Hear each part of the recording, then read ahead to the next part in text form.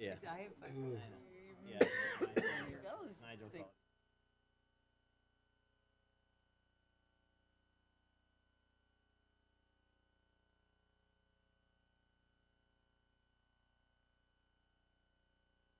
Parking space.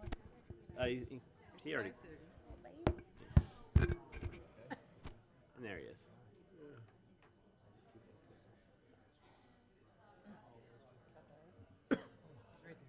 Okay. It won. That's what he's gonna use as an excuse. That's what we're going with. All right, I'd like to call this meeting to order. Tonight we have Pastor Jeff Chitwood of Anchor Christian Church here for the invocation. Sorry, Nigel. And I also believe you guys are going to be celebrating your 40th anniversary coming up soon. Oh, So congratulations on that. Thank you. Let us pray. Dear God, we come tonight and we thank you for the blessings of this day, for watching over us. Lord, we pray that you will protect our city, especially as we enter into this time of hurricane season, that you'll just guard and watch over us this year. Pray, Lord, that you'll protect the first responders and those who take care of us and watch over us. Thank you for their service. And Lord, tonight we ask for wisdom for the leaders of our city. Grant them the knowledge they need to make the decisions that impact the lives of others. Lord, let us always do what is right in your eyes as individuals and as a city. It's in Christ's name we pray. Amen. Join me in the Pledge of Allegiance. I pledge allegiance to the flag of the United States of America and to the republic for which it stands, one nation, under God, indivisible, with liberty and justice for all. All right, roll call. Councilmember Bogas. Here. Deputy Mayor Purdon. Here. Councilmember Carr. Here. Mayor Gibson. Here. Councilmember Corey. Here. Councilmember Fullick. Here. Councilmember Fitzpatrick. Here. All right. Okay, this is the budget hearing. So do we have any public comment on the budget? We do have one registered speaker, Ron George. Ron George, Little Hickory Island. I was just looking over the budget and, most of it looks okay. The only concern I have is I'm still waiting for my end of Little Hickory Island to see the improvements that the city has been planning for about 3 years now. And I noticed it appears to be, there's still like about $500 million in this year's budget. Nothing's been done other than the weeds have been sprayed within the last week. And I noticed next year's budget only has, I think, 100,000. So I just want to ensure that that area isn't forgotten and the appropriate amount of time and money gets spent on our little project at the end of Little Hickory Island. Thank you. Thank you, Ron. Any other public comment on the budget meeting? All right, seeing none. Mike, want to read the resolution? This is a resolution of the City of Bonita Springs, Florida, Lee County, Florida, adopting the tentative levying of ad valorem taxes for the City of Bonita Springs, Lee County, Florida, for fiscal year 2025-2026, establishing the date, time, and place for a final hearing to adopt the final ad valorem taxes for fiscal year 2025-2026, and providing for an effective date. Whereas the City of Bonita Springs, Lee County, Florida, on September 3rd, 2025, adopted fiscal year 2025-26 tentative millage rate following a public hearing as required by Florida Statute 200.065, and whereas the City of Bonita Springs, Lee County, Florida, has held a public hearing as required by Florida Statute 200.065, and whereas the gross taxable value for operating purposes not exempt from taxation within the City of Bonita Springs, Lee County, Florida, has been certified by the Lee County Property Appraiser to the City of Bonita Springs as $18,752,174,238. Reading the relevant portions, now therefore be it resolved by the City Council of City of Bonita Springs, Florida, number one, the fiscal year 2025-2026 tentative ad valorem operating millage rate is hereby adopted at 0.8470 mils or 0.8470 cents per $1,000 of assessed property value, which is greater than the rollback rate of 0.8062 mils by 5.06% mils, and the levy of an annual tax for said year is made. Number two, the tentative millage rate is established to provide funding for the fiscal year 2025-2026 budget, and the resulting increase in ad valorem tax revenues is necessary to fund various stormwater improvements, transportation improvements, environmental protection projects, community aesthetics projects, and capital projects. Number three, a public meeting and hearing will be held to consider and adopt the final millage rate for fiscal year 2025-2026 as follows. Date, September 17th, 2025. Time, 5:30 p.m. Place, City Hall, 9101 Bonita Beach Road, Bonita Springs, Florida, 34135. Number four, effective date. This resolution shall become effective immediately upon its adoption by City Council. All right, is there questions, comments, motion? Motion to approve. Second. All right, we have a motion and a second. Any discussion? All right, roll call. Councilmember Bogas. Aye. Deputy Mayor Purdon. No. Councilmember Carr. No. Mayor Gibson. Aye. Councilmember Corey. Aye. Councilmember Fullick. Aye. Councilmember Fitzpatrick. Aye. The motion carries 5-2. All right. Number 7. This is a resolution of the City of Bonita Springs, Florida, Lee County, Florida, adopting the tentative budget for fiscal year 2025-2026 and providing for an effective date. Whereas the City of Bonita Springs, Lee County, Florida, on September 3rd, 2025, held a public hearing as required by Florida Statute 200.065, and whereas the City of Bonita Springs, Lee County, Florida, set forth the appropriations and revenue estimate for the budget for fiscal year 2025-2026 as follows. Expenditures, General Fund, $23,685,280. Special Revenue, $5,294,500. Debt Service, $1,560,730. Capital Projects, $19,234,700. Total all funds, $49,775,210. Now therefore be it resolved by the City Council of the City of Bonita Springs. Number one, the fiscal year 2025-26 tentative budget is hereby adopted. Number two, this resolution shall become effective immediately upon its adoption by City Council.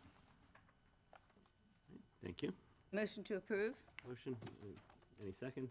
Second. All right, motion and second. Discussion? All right, roll call. Deputy Mayor Purdon. Aye. Councilmember Carr. Aye. Mayor Gibson. Aye. Councilmember Corey. Aye. Councilmember Fullick. Aye. Councilmember Fitzpatrick. Aye. Councilmember Bogas. Aye. The motion carries. All right, thank you. All right, any public comment on the budget meeting? All right, seeing none, I'll adjourn this meeting. And we will call to order the actual council meeting. Pastor Chitwood, would you like to do another invocation? We don't need to. Need to all right. pray again Okay. one more time? Thank you. We're good. We already did the pledge, Thank you so for your service. we'll just keep moving right along. All right, so we will do the public comment on agenda items, not the land use items, as we will have public comment on each of those. So anything else on the agenda other than the land use items? Any public comment? All right, moving right along. Public hearing, zoning and land use. Item A. Mike? This is a zoning resolution of the City of Bonita Springs, Florida, approving a special exception request to allow a Group 2 essential service facility data center on a property located within the beach zone of the Bonita Beach Road Corridor Overlay pursuant to LDC Section 4-898, located at 27695 Imperial River Road, strap number 32-47-25-B3-03202.0080, Bonita Springs, Florida 34134, and providing for an effective date. Motion to approve? Second. Oh, Mike, do you want to, I'm sorry. Well, actually, before everyone does anything, we have a lot of people here. We suspect, since no one spoke on the earlier items, all for the zoning hearings. Rather than try to parse this out multiple times, what I'd ask is, everybody in the room, if you could please stand up. I'm going to swear you in one massive swear-in, just so that we have that taken care of. Do you swear to tell the truth, the whole truth, and nothing but the truth? I do. Thank you very much. Good evening, everyone. Mike Fegon with Community Development for the record. I'll try and keep this one short and sweet. I know we have a pretty busy agenda. I'm sure when you read through this one, you read through the green sheet, you were probably a little bit puzzled in terms of why we're even here for this one. So I'll go ahead and give you a brief little backstory as to how we got here, and then we can either go forward with presentations, answer questions, whatever your pleasure would be. So the request that's before you is for a Group 2 essential service facility, which ultimately is going to serve as a data center. And the reason why this is here before you is because Group 2 essential service facilities tend to be classified as the more, I'll say, obtrusive essential services, such as, we'll say, an FPL substation or a BSU water plant, something where there's a lot of heavy infrastructure that's big, it's maybe not necessarily aesthetically pleasing. That's really what the special exception is geared towards. Whenever you have one of those uses that want to come within one of your corridors that you've spent so much time and energy on, this is sort of like the extra approval process for those types of uses. The thing is with the code is that the use of a data center really doesn't fit into any nice, neat box. So when that happens, what the code instructs us to do is sort of classify it with the uses that it most closely resembles. And in terms of it being essential, because it's going to provide internet service, the Group 2 facility use is where it's best served and classified. So that's one of the reasons why we're here today for the special exception. That's why they need to go through it. When you look at the staff report, the ordinance, the resolution, the draft renderings, you will see that it's going to be designed to look like an office building. It is a very low traffic generator. They are not anticipating having any more than 6 employees there at any one time. It's really just going to be housing a bunch of equipment and servers. The building is going to meet the requirements of the Beach Road corridor in terms of it's going to be oriented towards the Beach Road frontage. It's going to provide bike racks. It's going to provide sidewalks, all the necessities that you need in your corridor. It will not have an additional curb cut off of Beach Road. Their access will be off of Imperial River Road and a north roadway that is platted known as West First Street, which they will be building out as part of this project in conformance with city codes. So with that, we have a list of conditions of approval that are attached to the resolution. The applicant is in agreement with staff with all the conditions and the way they're worded. The zoning board did hear this case a few weeks ago, and they voted unanimously to approve the special exception request. So with that, we can go into the applicant's presentation. We can field questions. It's the pleasure of the board. I motion to approve with, I think if we have a motion in a second and nobody else wants to hear it, then I think we can vote. We need to open up the Is public there hearing any just in case. any public comment on this one item for the data center? All right, seeing none, we have a motion and a second. Any other comments? Let's get it done. All right, roll call. Councilmember Carr. aye. Mayor Gibson. Aye. Councilmember Corey. Aye. Councilmember Fullick. Aye. Councilmember Fitzpatrick. Aye. Councilmember Bogas. Aye. Deputy Mayor Purdon. Motion carries. All right, Moving right along. item B, Almost done. first reading. Mike? We're almost done. I mean, we're 1/3 of the way done. I mean, come on, this is good. This is the first reading of an ordinance of the City of Bonita Springs, Florida, adopting an amendment to the Comprehensive Plan Future Land Use Map to redesignate approximately 0.7 acres more or less from the medium-density multifamily residential future land use category to the general commercial future land use category, located at 4752 Bonita Beach Road Southwest, strap numbers 32-47-25 32-B4-00064.0000 and 32-47-25-B4-0030A.0000 Bonita Springs, Florida 34135, providing a conflicts clause and a severability clause and providing for an effective date and for other purposes. Thank you, Mike. Mary, how are we doing? Briefly, Mr. Mayor, what I recommend for this particular item is that you go ahead and hear both items together. We have a lot of members of the public here, and more likely than not, their comments will be directed at both issues and not separately.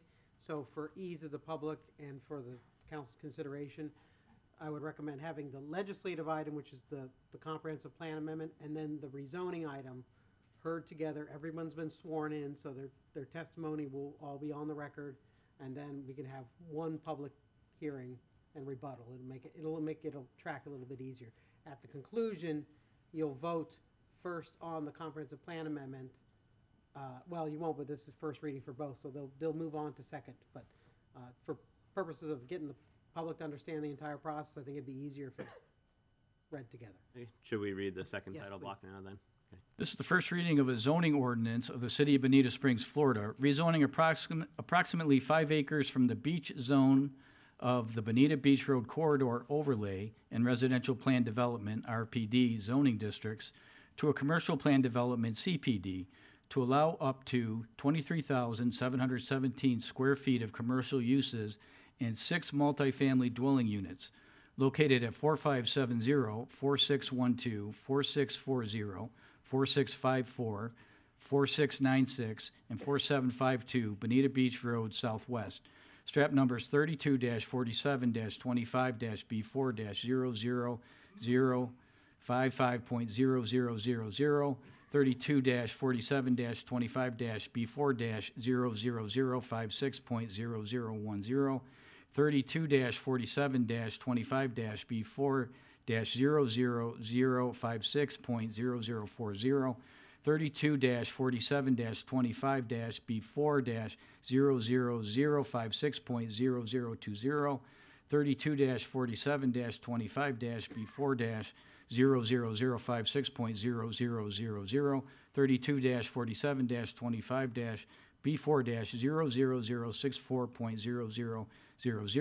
32-47-25-B4-0064.0000, 32-47-25-B4-0030A.0000, and 32-47-25-B4-0030B.0000 Bonita Springs, Florida 34134, providing for an effective date. Is there any way we can make that less painless? Yeah, we don't have any of that in there. Just leave out the zeros from now on. Okay, so Mary, how are we doing this evening? Good evening, Council. Mary Tornberg, Community Development.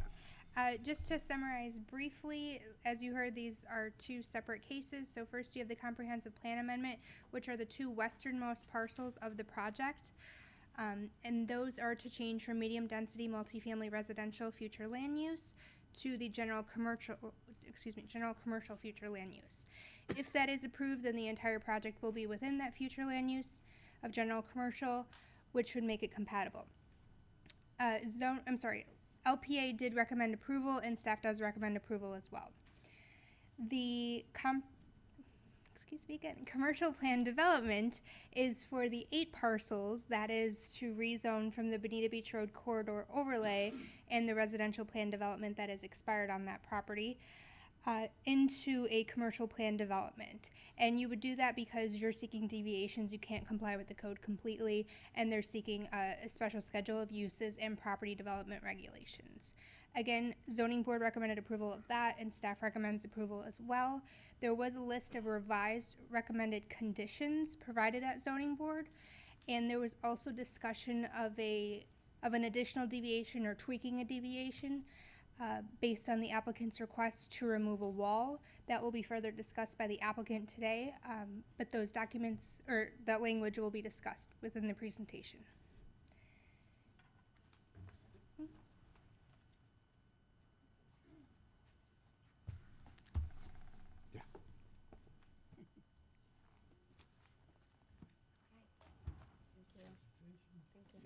Good evening. For the record, Rich Jovanovich on behalf of the applicant.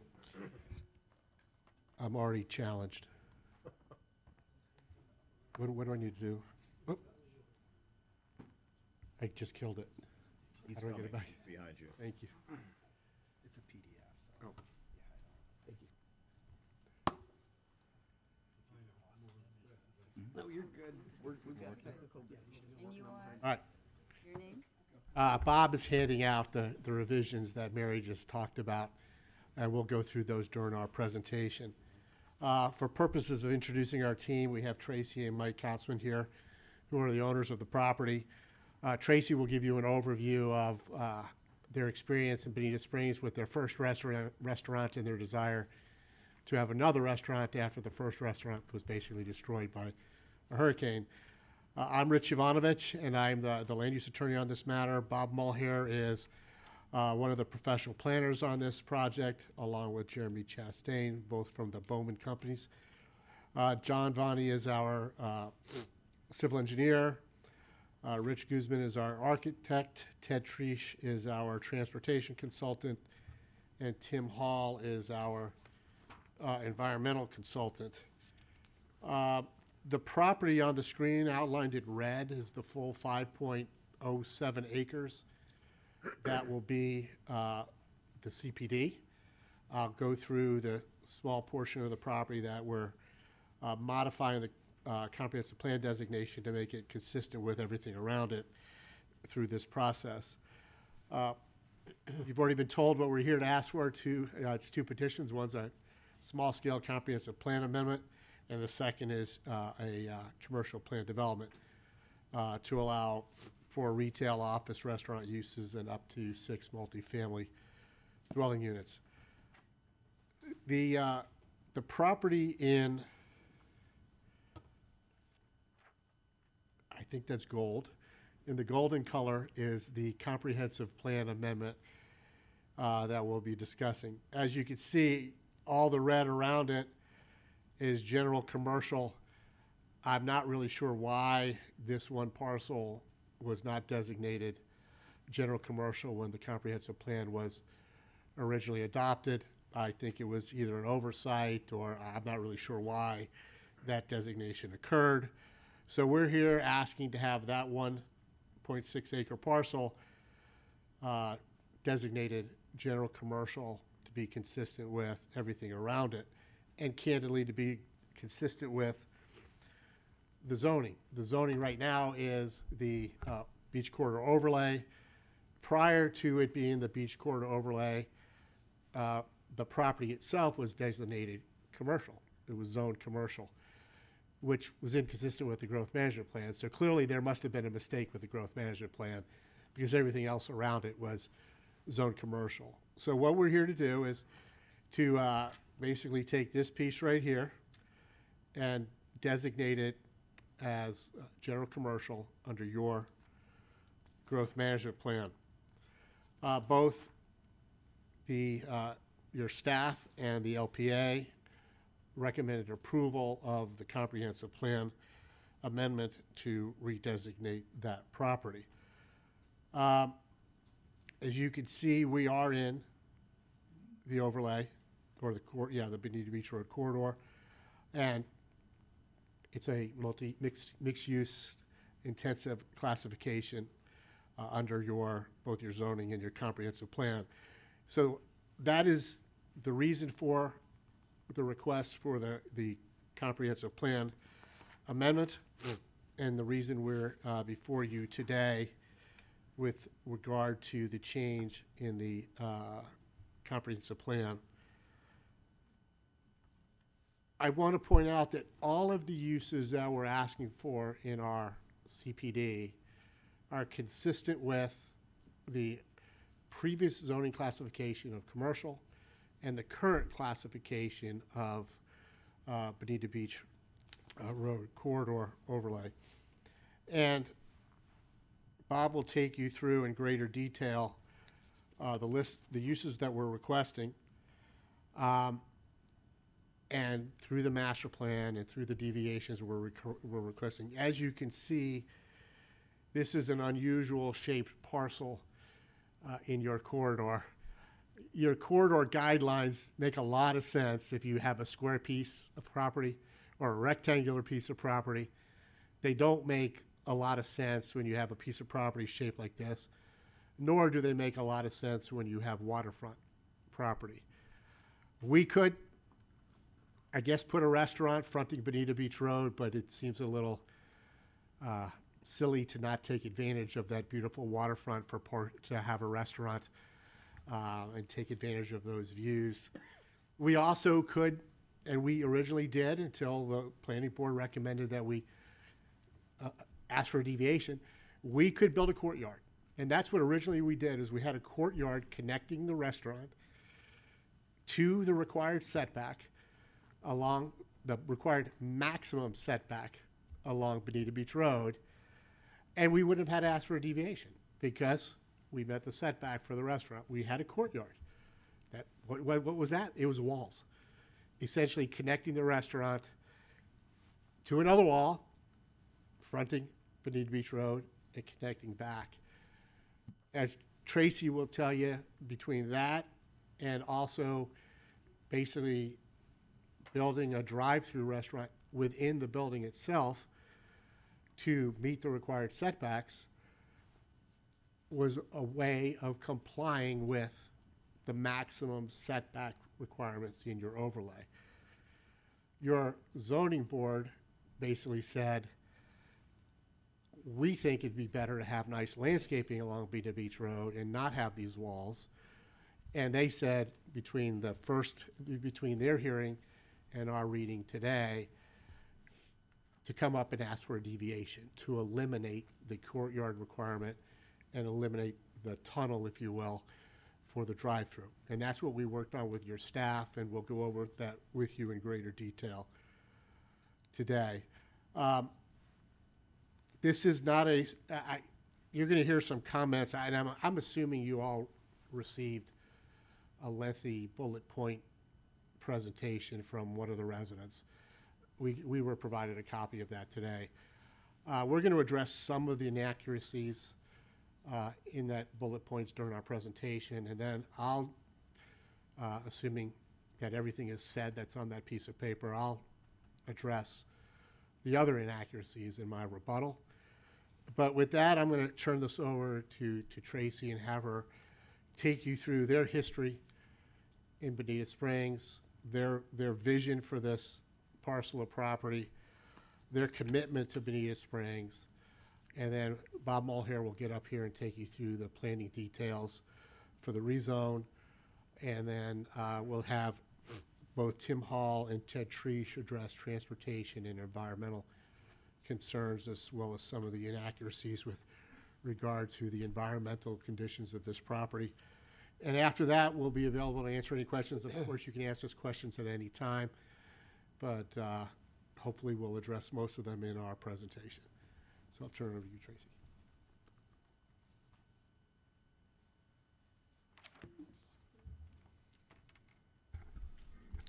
Good evening. My name is Tracy Kautzman, and I'm here representing my sons, our adult sons, and my husband as the owners of Bayside Holdings on Hickory, as well as the owners of the Big Hickory Waterfront Grill. We have worked diligently for 3 years to get here tonight. While I will leave the black and white of the presentation to my team, I'd like to provide the color, the story of how we got here, and the vision of what this project is to us, beyond the rules, regulations, and codes. Big Hickory Waterfront Grill was established in 1969 by the Bodie family, long before Bonita Springs was incorporated. We purchased the property and business as its third owners in January of 2020, just 2 months before the COVID shutdowns. And we operated the restaurant until its destruction from Hurricane Ian in September of 23. During that turbulent 2 years and 9 months, we dealt with unprecedented business challenges, yet somehow managed to double the sales of previous ownerships through sound investment in both our employees, facility improvements, and an expanded menu. Big Hickory was a fun, friendly place to work, and our customers enjoyed our food and atmosphere by the water, where they could dine while watching the boats go by, and the sea life and exotic birds would provide free entertainment. What surprised us most in this short journey we had was how much we came to enjoy the interaction with our guests, but most notably the camaraderie of our staff, and as cliche as it sounds, they have become family to us. The 60 families that depended on Big Hickory, many who had been with the restaurant from 8 to 25 years, suddenly had their lives upended as well. We feel a great responsibility to try our best to bring this iconic restaurant back to life. Within weeks of the hurricane, still overwhelmed with grief at the loss of our restaurant business, but also the loss of our home and all of our possessions in it, we were at a loss of what to do next. Hoping to find a way to rebuild the Big Hickory restaurant, we met with John Dolmer and Aida, who told us that all the improvements we had already made and the FEMA 50% rule didn't leave us much room to rebuild, and they would require us to adhere to current codes, to build on stilts with even less parking than we had. It became obvious that we would have to sell the site to our tenant, Bonita Springs Fire District, who had the first right of refusal. About this time, 2 side-by-side parcels with different owners on Bonita Beach Road became available for sale within weeks of each other, and they were the last parcels of commercial waterfront property in Bonita Beach. We took this as a sign from God that this is where we were supposed to be. We knew we wanted to stay in Bonita, nearby our customer base, and looking to rebuild or lease space inland was never an option for us. The water is too tied to our identity. By January of 23, we assembled a team of engineers, land planners, and ecologists and got to work with the emphasis on we need to get back in business as soon as possible.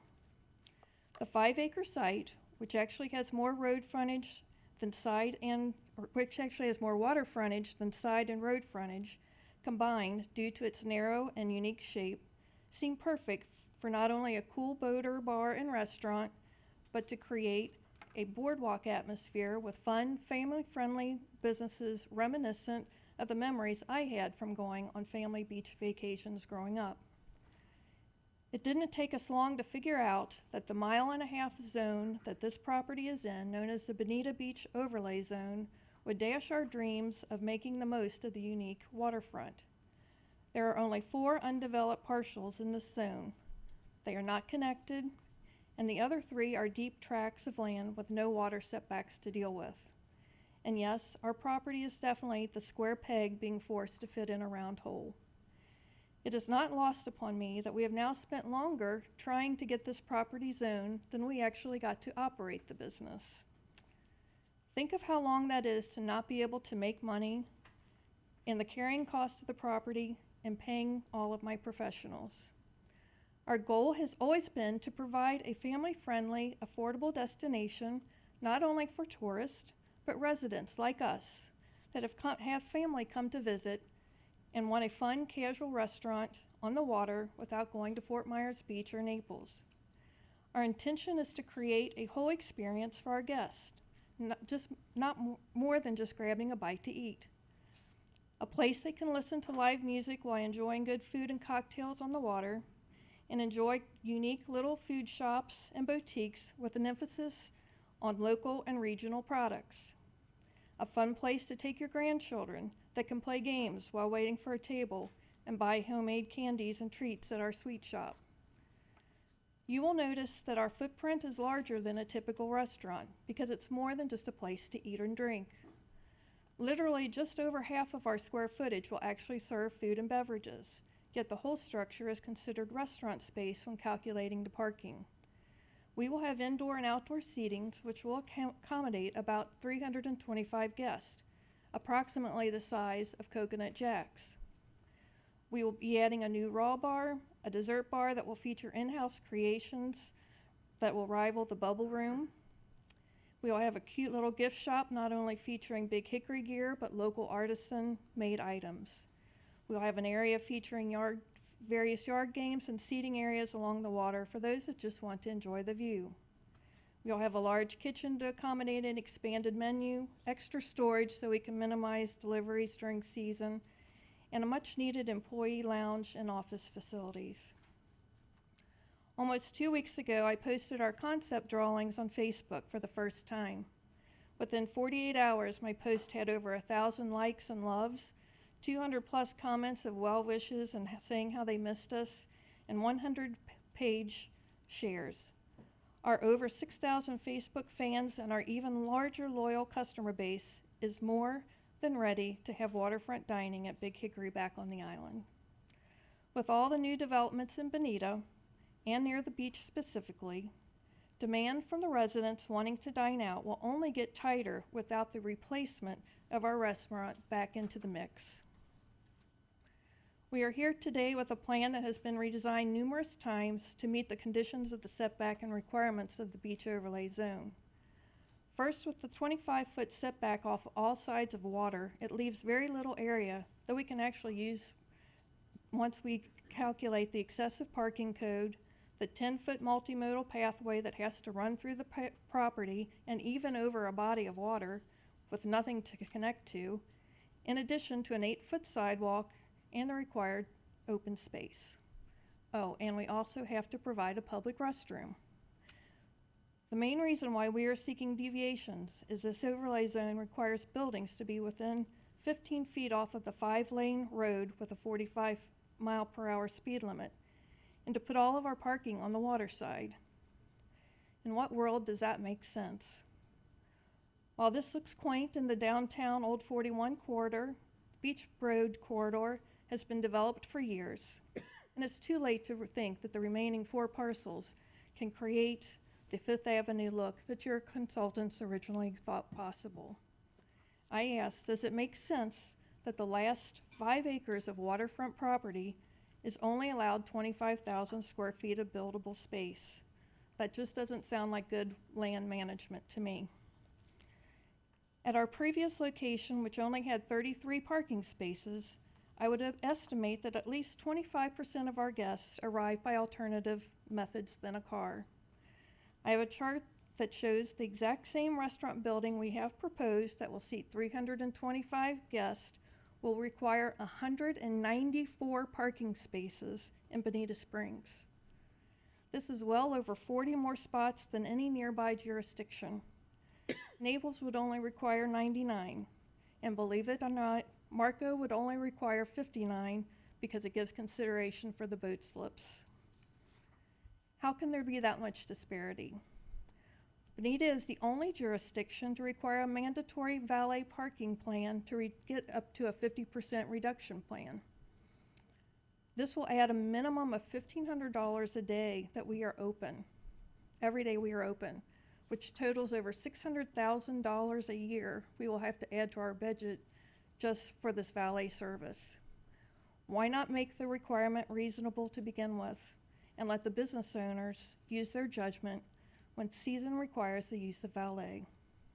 Staff has agreed to review this requirement again in the DO process with additional traffic studies, but it's really the outdated code that ultimately needs to be amended for all new businesses coming into Bonita. In the packet that Rich referred to of the residents' comments, I feel I must correct some of the creepy references that were made to my family's personal information that he chose to dox in public forum. He doesn't know what he's talking about. My husband and I are Florida residents. Our home is homesteaded. Both of our LLCs are Florida LLCs. And we actually paid $5 million for our previous site, not the 1.5 that he said, because it included the site and the business. Besides the fact that we lost every single item that we ever put into that restaurant, I assure you, we did not walk away with any excess funds. My team of professionals will address the other numerous incorrect accusations he has made in his presentation. He doesn't know what he's talking about. I appreciate the opportunity to address council to share our story and our vision. I hope you realize what a great amenity this will be for Bonita Springs. Sometimes the black and white rules just don't apply, and this council is the only authority that can make changes to them if you choose and provide us with additional relief. I promise you we will do this right. We are not out-of-town corporate developers with unlimited funds, just a family trying to rebuild our lives and the lives of our employees. I'm happy to answer any of your questions now or after the team presentation. Thank you very much.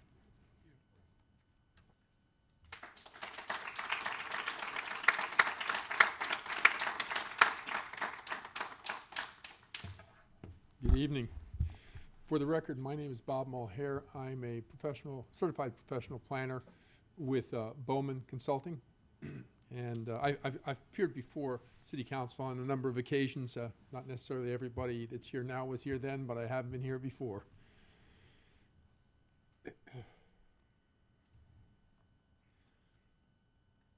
So, not to be repetitive, but once again, that's the subject property. And I'm going to speak to really the matters that relate to the zoning action at this point. Rich largely went over the comprehensive plan amendment. So this is the schedule of uses. There is one error that I'll correct on this. It's an earlier form of the schedule of uses. It says there are 3 dwelling units, a maximum of 3. We've actually requested a maximum of 6, and the staff report reflects that, and the language in the amended CPD reflects that. So we have, as we said, a large restaurant, which sits right on the water and with the deck for people to enjoy outdoor dining. We also allow a number of different retail uses, including convenience food and beverage store, but no gas. All the typical uses that you would expect to see: essential services, excavation, fences, and those kinds of things are allowed.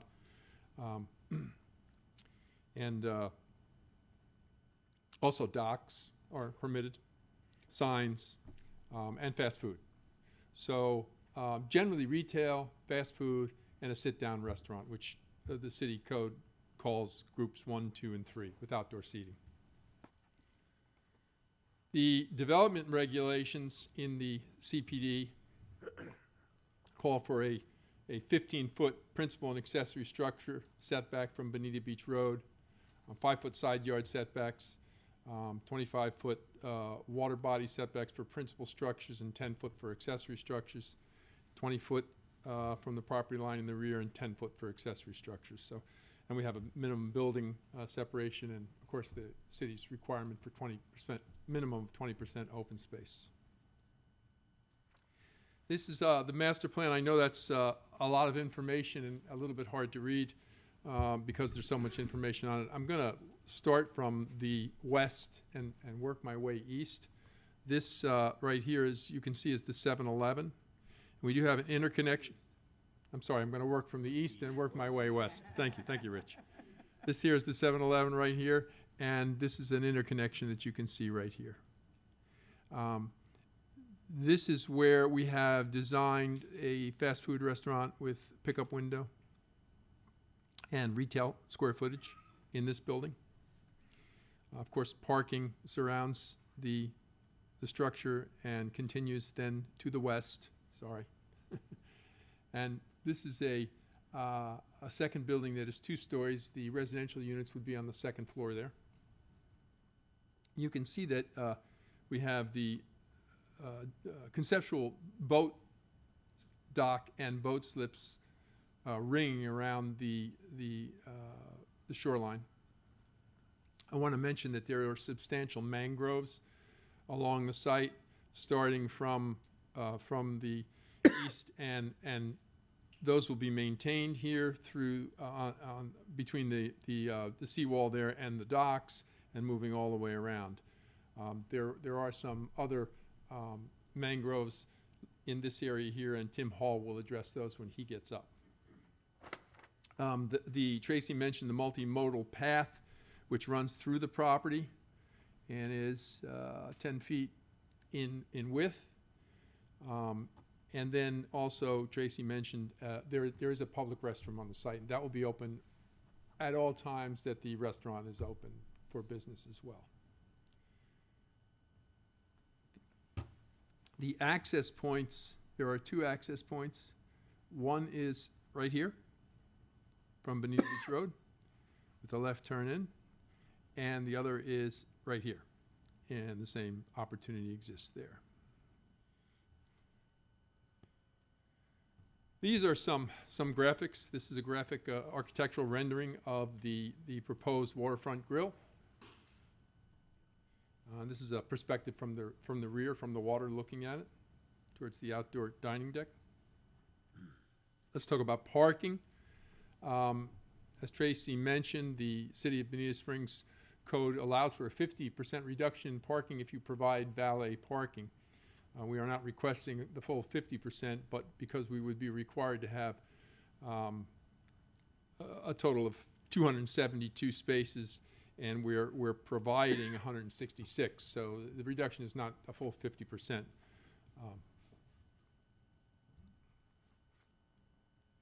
This is the language that discusses the reduction in parking with a valet parking plan. An applicant may provide a valet parking program for commercial and mixed-use projects to offset a maximum of 50% of the required parking spaces.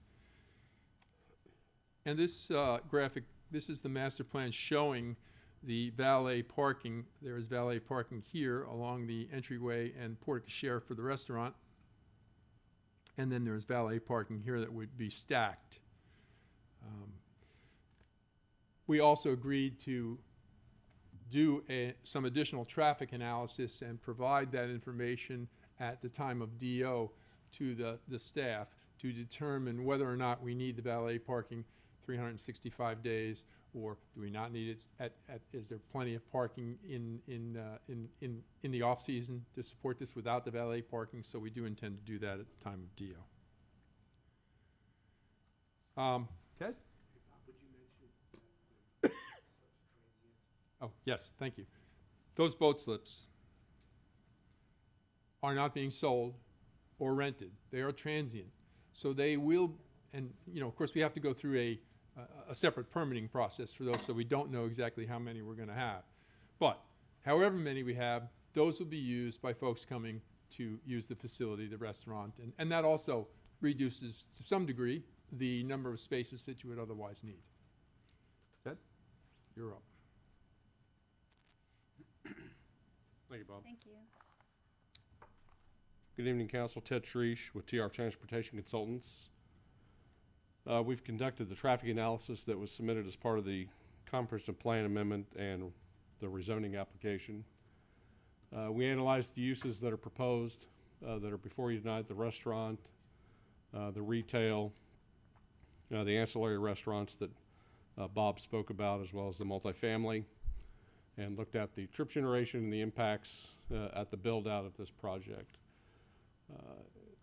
Our analysis indicated that there would be adequate level of service on the roadways to accommodate the project, with our trips added to the roadway network during the peak season. And again, our analysis as required by the city is all based on peak season traffic conditions. It was reviewed by your staff, Mr. Ross, during this process. As Bob indicated, we've got access to Bonita Beach Road, which is a Lee County DOT maintained roadway. So we've had discussions with Lee County DOT on those access points.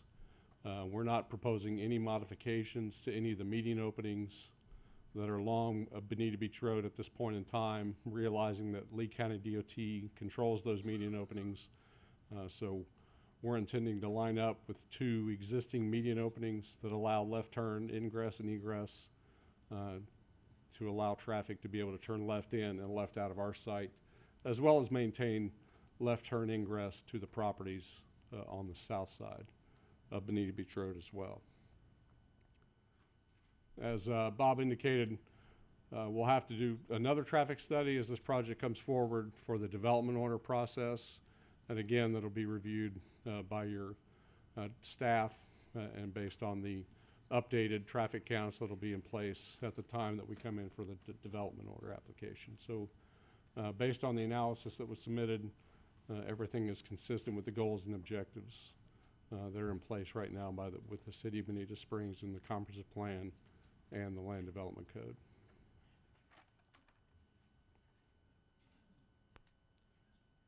Anybody have any questions for me? Otherwise, we can continue on. This is just an aerial photograph showing the median openings along Bonita Beach Road. And again, as Bob indicated, we will have a cross access as well to the east with the 7-Eleven access. You can see on the right of the photograph, the existing 7-Eleven has a right in, right out access on Bonita Beach Road.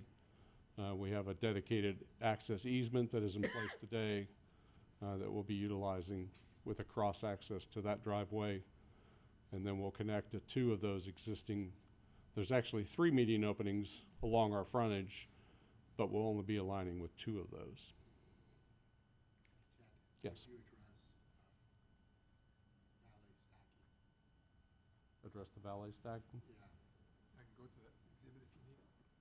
Back a little.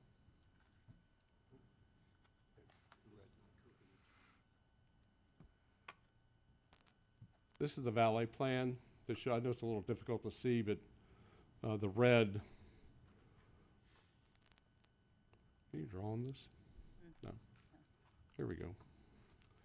This is the arrow shows where some of the valet cars will stack during the valet events. The valet is used typically in the evening times, so it's well outside the main.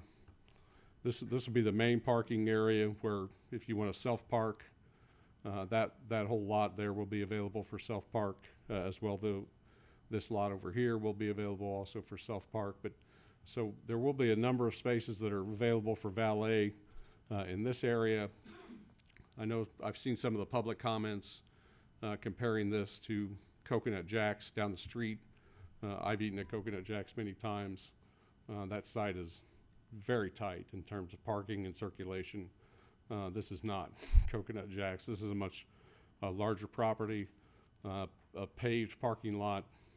All the parking will be well maintained and much more, I guess, controlled than what I would say Coconut Jack's is right now in terms of operation. But they deal with what they have. I mean, that facility is much older, but this is being well designed, and the valet plan is being well implemented.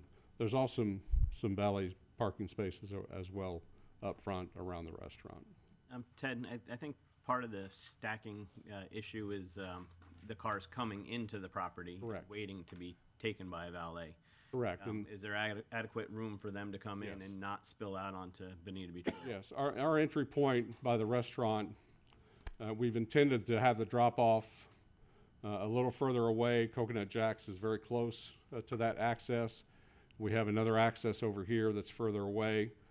So we have the porte-cochere. It's a 2-lane entry into the porte-cochere, so there are actually 2 lanes to be able to stack traffic into there. So we're very confident that even during peak times that there'll be sufficient amount of queuing available on the property not to back up onto Bonita Beach Road during those peak times. Thank you. Thank you.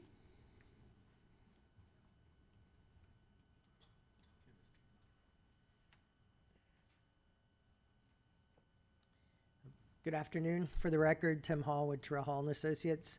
I'm here to discuss some of the environmental concerns that have been raised about the property.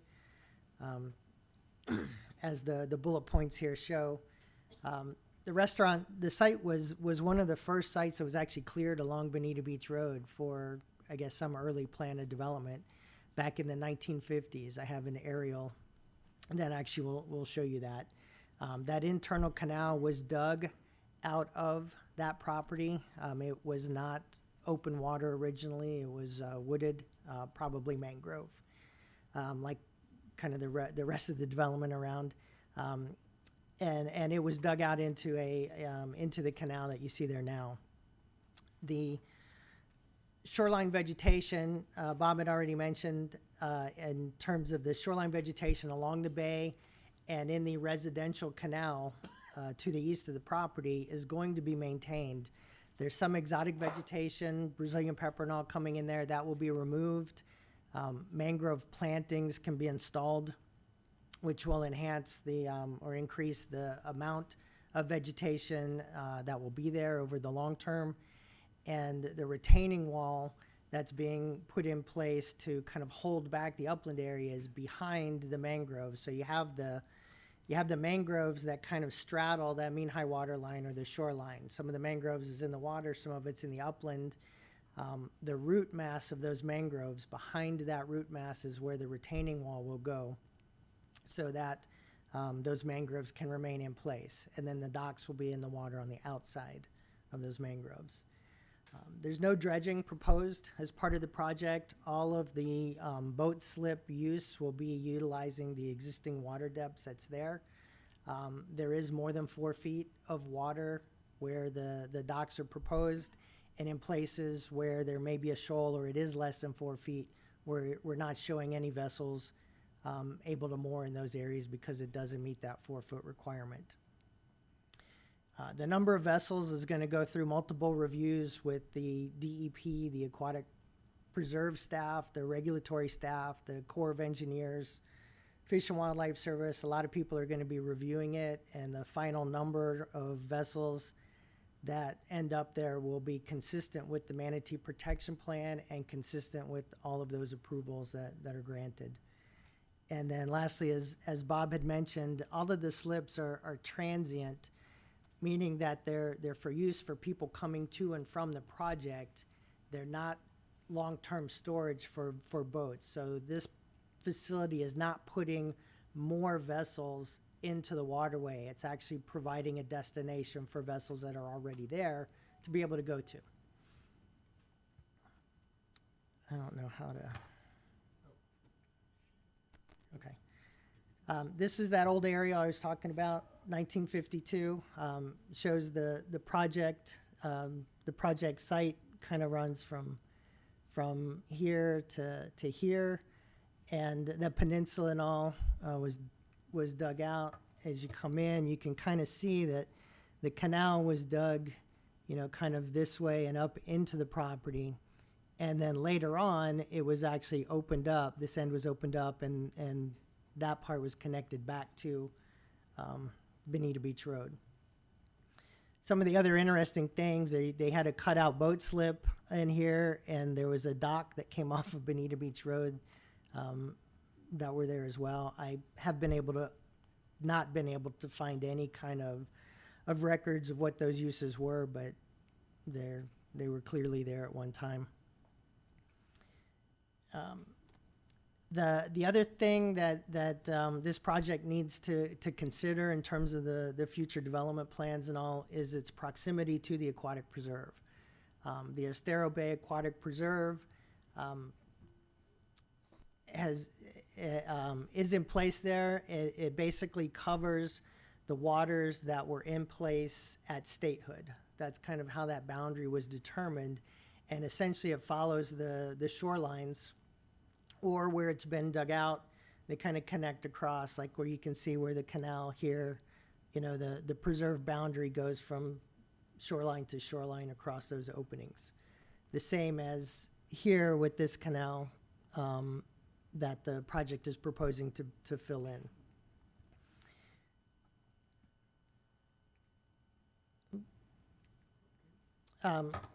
One more thing with respect to the development of the project. As I said, it's going to go through review by the state and federal regulatory agencies.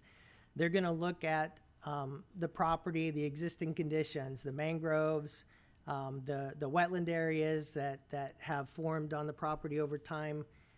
This property has been cleared. I can find evidence for at least 4 times since it was originally done in 1952. It seems like it gets left fallow. Vegetation grows up on it. A new owner comes in and clears. Usually it's the exotic vegetation off of the site. Every time that's done, the root masses and all, when that vegetation gets removed, they take soil with it. So every time that gets done, the elevation of the land gets lowered a little bit, slightly. So in the multiple times that this site has been cleared in the past, those elevations have dropped. You've got sea level rise and higher water levels, all of these things kind of contribute to changing the characteristics of that property. It's definitely a maintained property. It gets mowed periodically. And the state, when they look at that, any wetland impacts that they deem are occurring are going to have to be accounted for and mitigated for as part of the state and federal permitting process. And as part of that mitigation program, they score those wetlands, they give them value, and they make sure that that functional value gets replaced, so that there's no net loss of wetland functions as a result of the proposed development. And lastly, with respect to water quality, because this is adjacent to the aquatic preserve, it has even more stringent requirements with respect to water quality and stormwater treatment than properties that are not next to the preserve, if they're just next to regular open waters.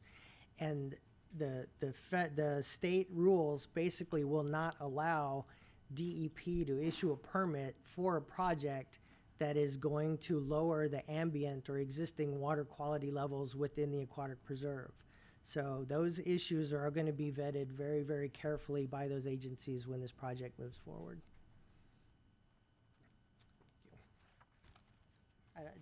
Did anybody have any questions? No, thank you, Ted. Again, Bob Mull here. I just wanted to also go over the deviations that were specifically that we talked about revising.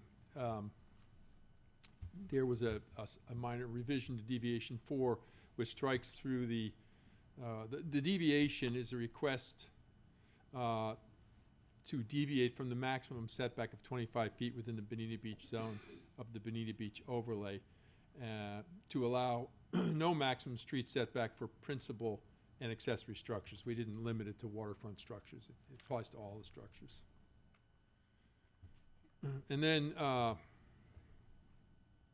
as Mary mentioned, we have submitted a draft alternative landscape betterment plan. She also mentioned that would be thoroughly reviewed at the time of DO for specific plantings and other landscape requirements, irrigation and so forth. But that, we believe, is far better for the perspective, the view, not only of the motorists and pedestrians walking on Bonita Beach Road, but will also adequately achieve the intent of not being able to see, for example, the traffic waiting in the drive-through line. And so the enhanced plantings will consist of trees spaced 15 feet on center and a continuous hedgerow and other substantial landscaping. I have some graphics here that will show that. More trees, more hedges, higher hedges, larger trees.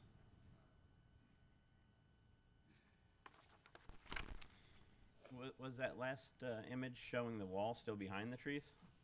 There's not a wall back there. There is the previous image. There is a decorative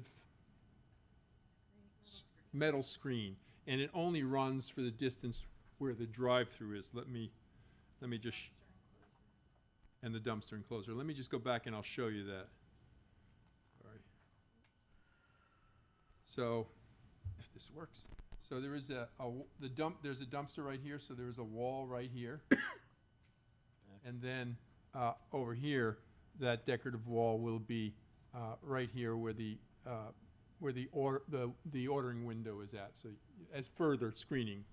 I had a concern with the wall blocking the view of the water that's right there as you start to pass the restaurant. But if there's a dumpster enclosure there, I guess we have to have some kind of wall to block the dumpster. So, but the wall only goes a fairly short distance, right here. Okay. So, and there's mangroves there as well. So, let me get back to.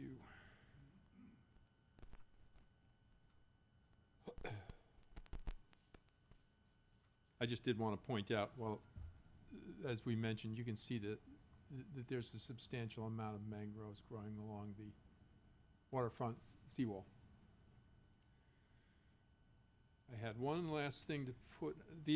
There was a little bit of discussion about the way the condition related to the kitchen staying open at the same time that the restaurant was open. But, you know, typically the kitchen would close maybe an hour before the restaurant would close, so that people would order and they'd still be there dining, but we wouldn't keep the kitchen open till the last minute. So we've revised that to say an hour before the restaurant closes. I think it's already been said, staff recommends approval of the CPA and the CPD. The LPA did recommend approval, I think it was unanimous, for the CPA, and the zoning board also recommended approval of the CPD. So with that, Rich, I didn't know if you had anything you wanted to add.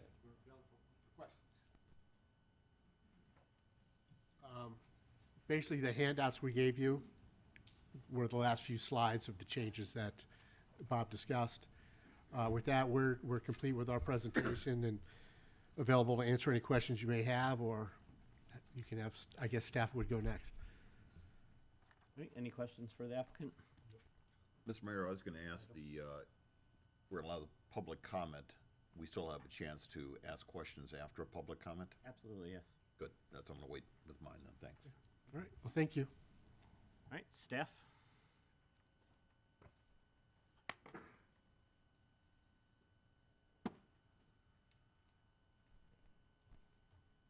Mary Tornberg again for the record. I can go through my comprehensive plan amendment presentation, or if you have any specific questions about that, I can address that now, or else we can skip to the commercial plan development. We also have on the line Tom Ross, our traffic engineer, and Brent Spanner, legal counsel, if you have any questions for them. At council's pleasure, would you like me to go through my presentation, or do you have specific questions you'd like me to address? No? Do we want the presentation on the? Well, the whole ingress egress sounds kind of crazy and dangerous to me. So, will our traffic guy respond to that? You know, like there are 2 outs and then an in and an out and an over. Right. So they have proposed ingress and egress at this point, but they will go through a further study at time of development order. Tom, do you want to touch on some of the analysis you did? But wait, Mary. Go ahead. Sorry. Isn't that problematic that you're going to address it after the fact? No. While we have certain entities review, such as Lee County Traffic, to review the application now, they take a further look at it once the project actually is coming to fruition, because sometimes users change. They'll get the most recent traffic counts at that time and then see if a turn lane's required or something like that. Mm-hmm. Thank you. Thank you. And Tom, do you want to add anything on that? Tom Ross for the record. No, I don't. I think you've covered it very well, Amy. Well, I will briefly go through the comprehensive plan just to make sure you understand that portion of the project. As indicated, it's currently designated medium density multifamily residential. They are requesting to change it to general commercial, and it's just those 2 parcels of the westernmost part of the project. I do want to point out that within the medium density multifamily residential designation, this last part here talks about if they were designated urban community within the Lee plan, which this project, these particular parcels were, then they would be designated medium density multifamily residential under our current Bonita plan, and it was that designation prior to the city incorporation. Therefore, that's where we believe that designation came from, but as far as the actual reasoning, we cannot find previous projects that would have justified that specific case.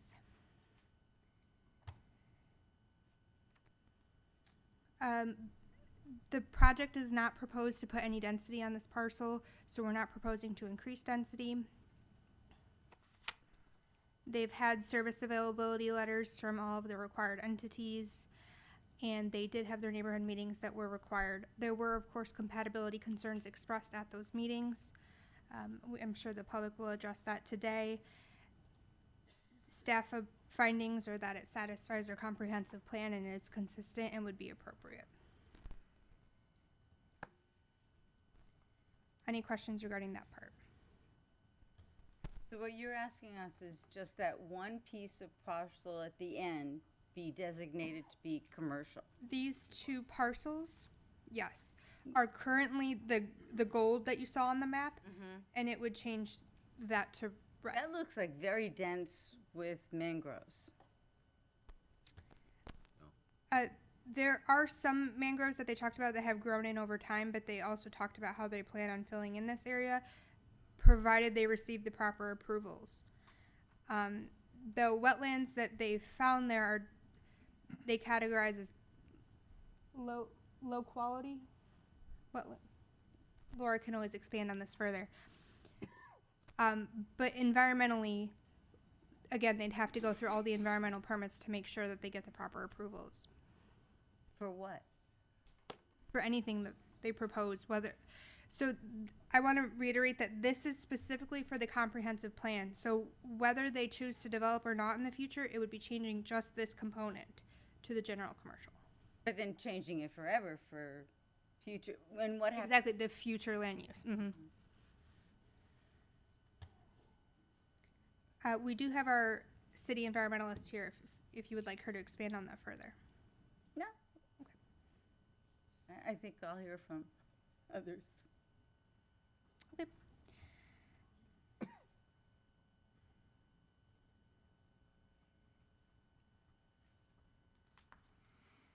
And then briefly, I'll go through the plan development. You've heard much of it already.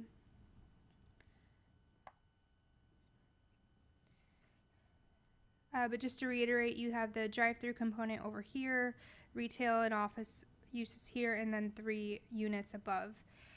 Over here you have office and retail and 3 units above as well, and then the waterfront restaurant. As proposed, the project does meet the current parking requirements. They do have the right to request the valet plan, which they did provide to us. The additional language that they're asking for talks about how we have a section in our code that allows for administrative relief for a further reduction based on further data provided. Whether it be before or after construction, if they have a qualified individual provide us that information, we may review it. We already got into all of the deviation language. We just worked on that yesterday, so there may be some tweaking, but the point is that the intent of the Bonita Beach Road overlay screening is provided for both areas where they are requesting to remove the wall from their master concept plan.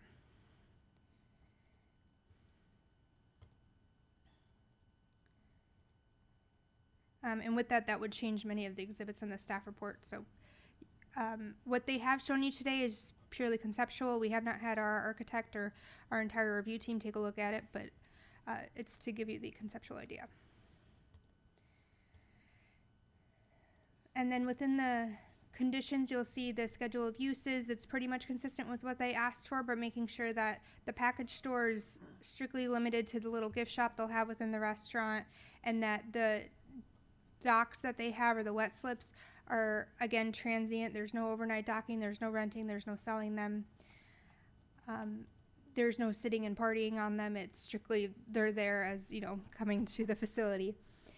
And then in there you'll also see some pretty thorough language about the consumption on premises. I'm yes. Sorry to interrupt, but so we're talking about this very specific piece of property, and then you bring us back to the other area. Because we combined both parts of the. But this is for approval. It's just this property. No, we've combined everything. Instead of doing it 2 separate things, and voting on it, we combined it into one. But to approve the land overview, right? You're saying that this piece of parcel needs to be made commercial. From the first presentation, yes. Okay, that would need to be. That's what I'm focused on. Okay, why then do you jump? I want to know, how are you going to do something with that piece of parcel that does not affect the mangroves? I mean, the whole thing is mangroves. That's where parking is going to go, overlay? What is that going to be? Could we have Laura come up and say what part is the mangroves?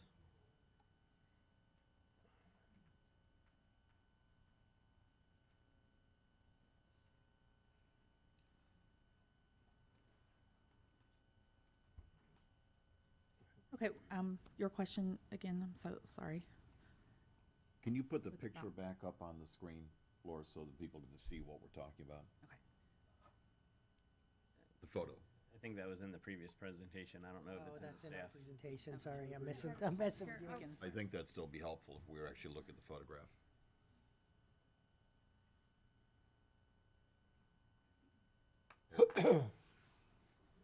This one right here. So this is what you guys are talking about, that you want to make commercial. What exactly can be done there that doesn't hurt the mangroves? Sorry, for Tim Hall again, for the record. The entire site, it looks like it's wooded. There is definitely vegetation there, but that is not all mangroves. Oh. There's Brazilian pepper, there's Australian pine, there's buttonwoods, there's other vegetation there as well. The mangroves are for the most part confined to the shoreline Okay, of that. thank you. We good to move back onto the other? Okay. Thank you. Right.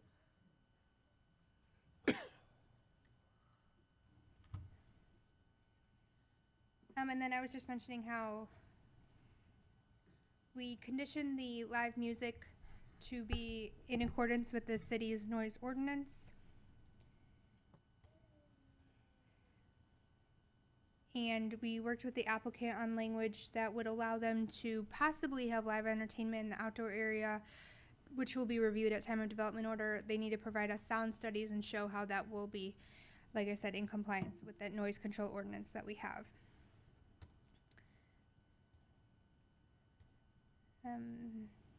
We talked about the wet slips and the restrictions on those. And then they mentioned the revisions that they've made over this time. So you do have the revised conditions in front of you, the revised property development regulations, and the revised schedule of uses. An updated master concept plan will be brought to you at the next hearing, depending on how today is voted on. Any questions for me? Yep, I've got one question. Yes. If I recall, the music, the actual live performance would be in the restaurant, and any of the music would be piped outside to any of the seating out there? Originally, that's how it was written in the staff report. We have worked with the applicant to change that potentially, if they can provide us sufficient data showing how it will not disobey that noise control ordinance. So therefore, they can play outside and inside? If there's sufficient data, correct. And that would go towards the design of the restaurant, you know. Thank you. Are there protections on if it doesn't meet it after the fact? I mean, sometimes things work out on paper, but in practice, not so much. It would be a code case and it would go through that process. Yeah.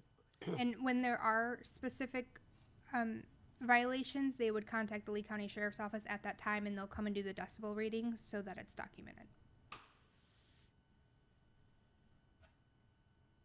Any other questions for Mary? All right, I had a couple questions. I was a little concerned about the screening of the headlights in the parking lot for the residences across the canal. I know it's supposed to be taken care of by the mangroves, but what if it isn't? If it's not, we have a requirement, and it was within the deviation language that the intent of that section still be adhered to, so they will have to add some type of additional protection. If you want to add a specific condition that says, you know, that area must meet a certain opacity and it needs to be complied with at the time of development order, we can do that. Well, I think we need to protect the residents Absolutely. from headlights, so I think that should be in there from the get-go. Absolutely. Then I was looking at the angling of the outside dining. Was hoping it would go more towards the bay. I think most of it is, but it does seem some of it's towards the residences. It kind of goes towards the music, but as long as we can take care of the sound, I think we'll be all right there. And then the boat slips, is there a mechanism to make sure that they always stay transient boat slips and are never gone to sale or rent? Their zoning does not allow that. So that would be the mechanism that we have in place. So there's no way down the road that they can, change their mind and without coming Correct. back into council. Correct. The specific definition specifically says they cannot be rented or leased. They would have to come back to you and ask for that permission if they chose to do so. Okay. Nigel?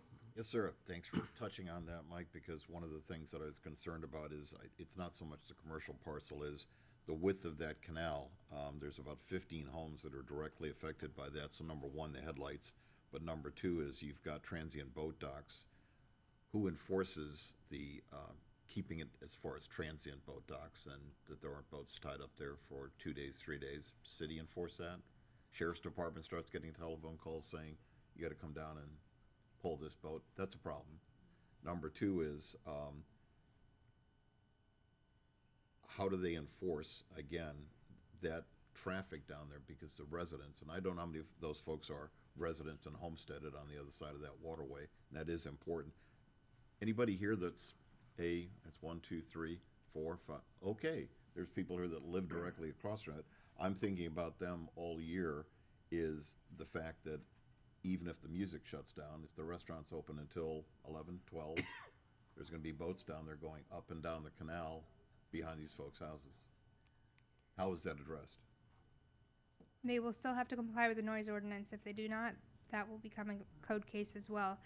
We did limit the hours of operation. If you feel that that needs to be further limited, that's something we can change in a condition. As it's currently written, the outdoor consumption and outdoor serving is cut off before the indoor. But I understand your concern that if you want to limit it further, you can condition all of the hours to be shorter in line with the noise ordinance. Well, we have a noise ordinance and a truck ordinance, but getting those things enforced can be problematic.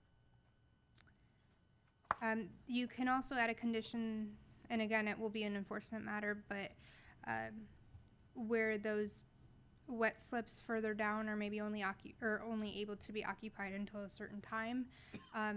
I do want to mention that the wet slips are conceptual at this time because they haven't received all the required approvals. They still have to require additional data. So historically, all we see that is they have approval for these 8 slips right here, but the rest they'll still have to provide more data. So it could be fewer than 37. They're asking for a maximum of 37. You're saying there's only 8 slips there, not the 10 that I'm seeing? Historically, there is approval for 8 slips. Okay. They're proposing to put more, and that's why they're showing more boats. But historically, right here, this area right here was approved for 6 over here and 2 right here. So I've spent a lot of time in my boat down there over the last 20 years. How wide again is that canal? I believe it's 97. John, you're in the back. You've been down there. Here, 97 feet. 97 feet? Yes, wide. Wide. 97 feet wide right here. Length, I don't care so much about the width, though, because people seem to have trouble operating boats after they've had a couple drinks in narrow waterways. That's just in Bonita. Okay, thank you. Any other questions for Mary? All right, we'll open it up to public comment. We have 8 speaker slips. When your name is called, please proceed to the lectern, state your name, and offer your comment. Deborah Apel, and she'll be followed by Jesse Olsovsky.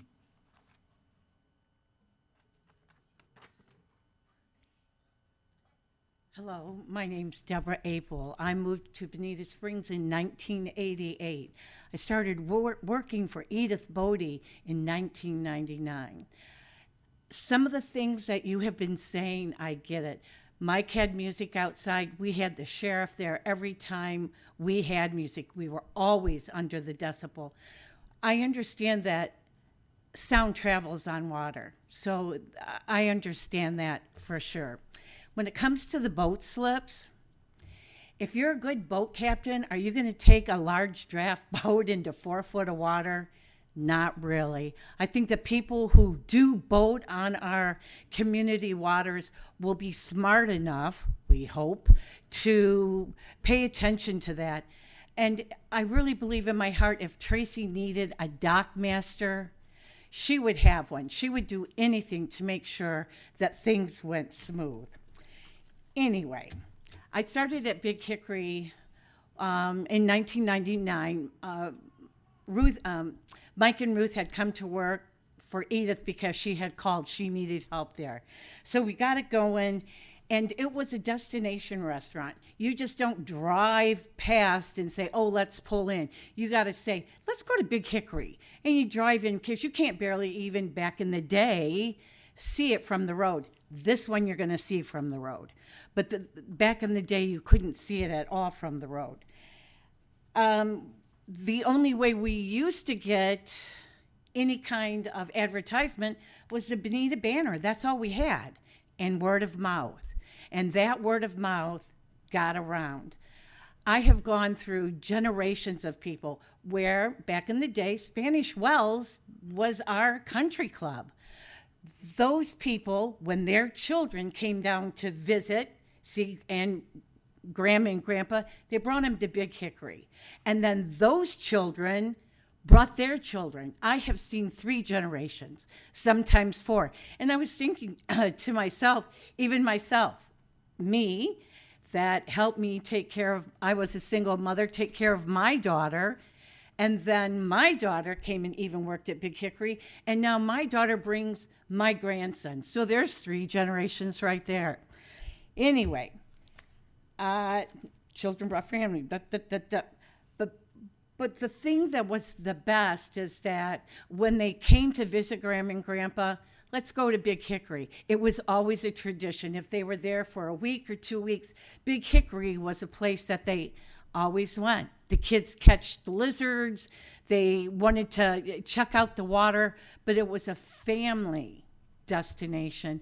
I mean, you know, we had a few mishaps, but what place, you know, really doesn't? We had boat slips. When the fire department moved in, they got the main boat slips in the back. But even during season, at the height, and we were on the back bay, we never had more than 15 that I can remember, and I worked every weekend for years. 37 to me sounds phenomenal if we could get that much boat traffic, but you got to make it. You got to come back and get in there, and I just don't think that a real smart boat captain in a huge boat besides a pontoon boat would really even do that. Maybe, but maybe not. The live music, again, I understand the people in Gary, on Gary Street. I get it. I really do.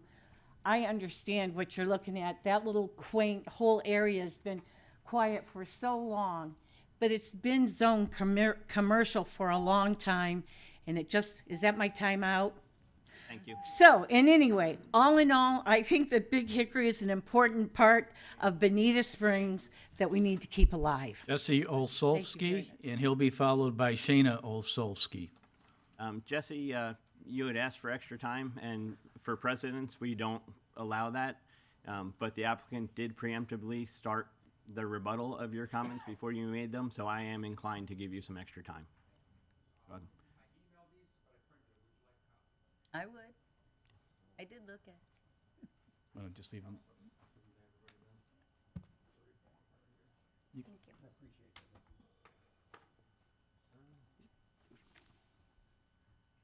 Thank you. Nice to meet you. Do we have that set up to? Keep going. Video? The visualizer. Yeah, the visualizer. When he, There's Antonio. Mayor, when he goes to the podium, if he could officially request that of the council. Okay. Thank you.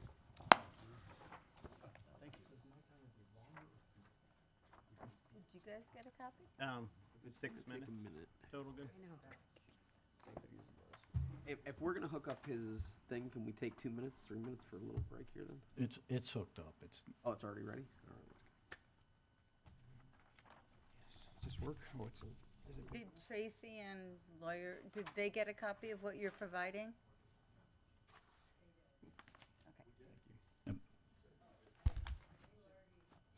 I'm starting the timer. Now, I'm going to flip through some images as I, oh, sorry. Perfect. Okay, I do want to address, I mean, I don't want to go back and forth with these people. We've had meeting after meeting with them for years. We've been opposed to what they want to do and the conditions that they want to do. We're not opposed to development at all. We just want the development done right. So our main point today is just to ask council, ask the mayor, ask staff to just look at it from our eyes. What are we approving and why? Why are we making special concessions for a piece of property that was bought as it was, hasn't changed, the rules haven't changed, and at that point, they're doing a lot of comparisons of the old restaurant to the new restaurant. What it was 20 years ago, where it was 20 years ago is not where we're looking at it today. We're not going to be selling, sandwiches to make to cover the cost of what they're trying to do. I'm going to address on a lot of things. I'm going to try to do it real quick. Mr. Mayor, you addressed headlights. I appreciate that. In one breath, they'll talk about mangroves, and mangroves are going to be the buffer. But in another breath, like on the parcel that Laura was talking about, they're saying, well, part of it's exotics. Well, it's not all mangroves, but there are a lot of mangroves there. And there is a canal that runs down the middle of that thing, that man-made or not, it's all mangroves. And I've got that in the packet. You can flip through at your leisure to see the pictures that we've taken. I mean, I understand, like I said, I'm not going to rebut some of the things that, she says are false, but you guys can go on public records, you can go on LEPA, you can go on SubBiz and look up the exact same things I put on there. So, I'm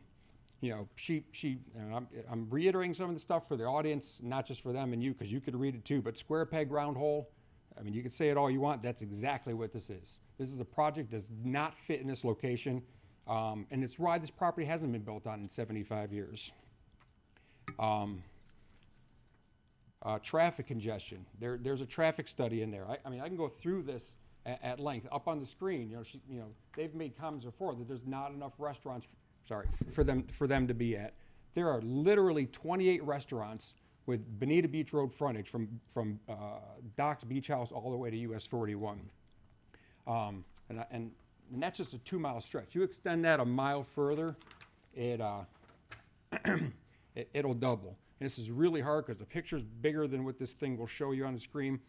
Coconut Jack's total parking lot's 220 feet long. They can't make it work. To get from the front door, we got 155 feet to the corner, and then depending on which section of this thing you go to, these valets are running 500 to 700 feet one way to park one car. I don't know how many valets or what you're paying them. I don't care if it's $1,500 a day. I don't care how many people you get. Pay them tips, whatever you got to do. Keep up with the traffic. If this thing gets approved, keep up with the traffic. I haven't seen it work. I run to the beach multiple times a week. It's a disaster.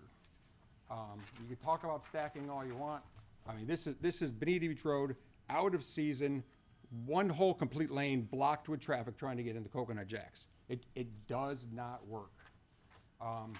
Their own land, they'll say that the parking works and the traffic works and everything, but their own traffic studies, I mean, you can see right there, 3,065 additional calculated cars on the road every day because of what they're planning for this property. I appreciate them bringing up the aquatic preserve because it's been somewhat disputed in the past, and this really doesn't work well. The restaurant's right there. Everything in dark blue is the aquatic preserve. I tried to put dimensions on there. Every house on this map, and you have a full-size copy in front of you, is within 500 feet, that buffer that they keep talking about. Mike, Was that 4 minutes or 6? You got 2 more minutes. Okay. All right. I mean, a lot of this has to do with, 2 more, yes. Going back, because this is a multi-part thing, so I don't know if we get 4 and 4, but that little piece of land on the map is not just a color. If you think about it, that's a residential bay. I mean, whatever history that thing had, that residential bay, that piece concluded that residential bay. Switching it to commercial, it's not just a color on the map, and we're opposed to that. So we're trying to, like I said, bounce back and forth. Like I said, I apologize here. I'm having to skip around a lot. The landscape buffers along Bonita Beach Road. All these little variances that they're trying to get. Keep in mind, there's overhead FP&L feeder lines that run down there. So saying it's going to be a wall or landscaping or whatever else, you're not going to be able to put the landscape buffer up against Bonita Beach Road like they think they're going to be able to do to block the views that you think you're going to block when you've got FP&L restrictions ahead And FP&L has every right in the world to tear that out in the future if it's in their utility easement. Boat parking, contact Tyler with code enforcement. I beg every one of you to. We have code cases lasting years about boat problems in our neighborhood of boat rental slips, residential properties renting out boat rental slips illegally, and they do not get responded to. I mean, we have the house 2 doors over from us. They have 4 boat rental slips on it. So they have 3 residential units they rent out and 4 boat rental slips. It hasn't been corrected to this day. So I'd appreciate it that you guys are concerned about the noise, you're concerned about the traffic, you're concerned about the boats, because if it doesn't get fixed, if we don't get stipulations, if it doesn't get addressed today, it's never gonna get addressed. There's no path in the city's code enforcement policies to make this path work that protects us as the residents. Landscape buffers, great. Oh, and then lastly, like, so we talk about 12 seconds, buffers. Think about how low this property is. It floods at high tide. They're gonna build it up a lot or build these walls. Depending on how you do it, some of these things that they're proposing just won't work in landscape buffers and walls. So. Thank you, Jesse. Thank you.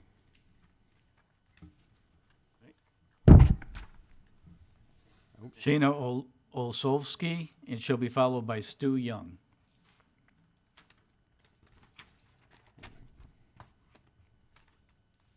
Hello, I'm Shanna Olszewski. I would like, oh, no, I don't need it. Thank you so much, though. Appreciate it. Okay, first and foremost, like we've always said, we're not against building at all. We have been promised so many times over the years about how we're gonna handle this and how we're gonna take care of this. And we understand that how busy the city is and code enforcement and stuff. So we try as our community to volunteer and help and do whatever we can. Just after the storm, we were helping all of our neighbors clean up from street to street. And we're just trying to make sure that the noise, I mean, our house is 200 feet away from where they want to build this restaurant. And our daughter's bedroom is literally right there. Before they said they weren't going to have live music, and now they do want to have live music. That is a huge difference there. So that's what we're concerned with. We're being told that they're not, and then they are. And once it's approved, there's no going back. Sorry, just one moment. So this is a residential neighborhood, bay, and sound travels. Like, we can literally hear the Island House music. So when you put a restaurant on the water, that's going to blare out. You're going to be able to go back, I don't even know how many streets. It's going to be extremely loud. And I understand they want to make it family friend oriented, but their clientele, a lot of them, are snowbirds. So a lot of people want to party when they're on vacation. They want to have a good time, which is great, but it affects all of us that live there. And unfortunately, we are type of people that we understand there's give and take and so forth like that, but our community has been attacked from them. We've had people to where they've been going in the back of their houses, taking pictures and posting online, blocking them.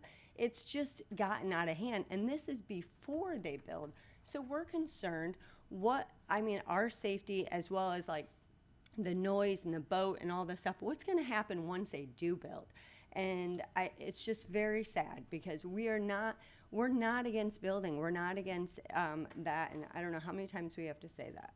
But some of us work long hours, and we have to get up early. Our daughter leaves the house at 6:10 to go to school in the morning. So she goes to bed early. We go to bed early because we get up so early. And that's another concern with the music and the traffic and the lights and all that stuff. So these are just things we want to address. Let's see. Residential sound levels are limited to, and this is online, so I don't know if it's up to date, but 66 dBA. I know that their slide showed 70 dBA from 7 a.m. to 10 p.m. measured at the property line. Guaranteed that the neighborhood, we're gonna have problems with this, and that's the issue. Is we already know what we're gonna see. Just like the boat slips, they say they're never gonna run them out, but they always. We have people in on our canals that are renting them out. No one even knows how to work these boats. They're just renting them out to just people that are on vacation, and they're all drinking, and they're all like, it's just a mess in the backwaters. So, you know, a lot of the environmental, we have dolphins, manatees, crocodiles, alligators. I have pictures of them all, ospreys and so forth. With the people, with the more traffic, you're gonna have more trash. You're gonna have more people like from the restaurant. We have windy days. You're gonna have menus in the water. You're gonna have napkins and trash. How is that gonna be taken care of? Thank you. Thank you so much. Stu Young, and he'll be followed by Diane Miller. Yeah. Hi, my name's Stu Young. I live at 4813 Regal, which is just 2 blocks behind. Don't start yet, we'll make sure your time. Oh. Yeah. If I could use that. Want me to start over? Or whatever. So, let's lay it on. Yeah, that thing's, yeah, I'm trying to show this thing. After public comment, we'll take a break. No. So like Jesse said, I don't think anybody in our neighborhood, and I consider our neighborhood Gary, all the homes on Gary, all the homes on Regal, and one side of Esplanade. I don't think any of us are against development. We all want responsible development. This is a neighborhood, and we've wanted that piece of property developed. We want the empty lots on our roads developed. Many of them were wiped out by Ian. Some of them are being rebuilt. Some of the homeowners don't have the financial ability to rebuild, so we have empty lots while they are trying to get their homes rebuilt. We want the whole entire neighborhood brought back together, and this is a great opportunity for us if it's done responsibly and taking into account that nearly 40% of their property is facing residential. So if you look at this bay, hopefully it shows it. There are 9 home sites on this bay. 5 of them have boat docks. Within this bay, they are proposing 26 boat slips. So there's 5 boat docks on this bay right now. They're proposing 26 within this dark blue area. 500% increase. That's huge. Think about the traffic. There are, down the Gary Canal, there are 10 additional boat docks. People go out maybe once a week. Now they're talking about 26 on the bay, another 11 on the Gary Canal for 37. How many of those are going to be full every day? How many of them are going to have multiple boats in them every day? So maybe 60, 70 boats in there, in an area that barely sees 5 boats a day go through. It's just a ridiculous thought. It's not a neighborhood feeling. It's not a neighborhood atmosphere. And my last comment is going to be this piece of property right here. 2 acres, zone commercial, for sale, and I guarantee you, the people that are looking at that are salivating at what the deviations will be allowed on this piece of property so that they can build on that. This right here is vacant and will become a commercial property. So when the owner said that theirs is the last piece of property on the water, wrong. There's another piece, and they're waiting. And that's all I have to say, because we look forward to it being developed, but in a responsible manner. Thank you. Thank you. Thank you, Stu. Diane Miller, and she'll be followed by Terry Lennick.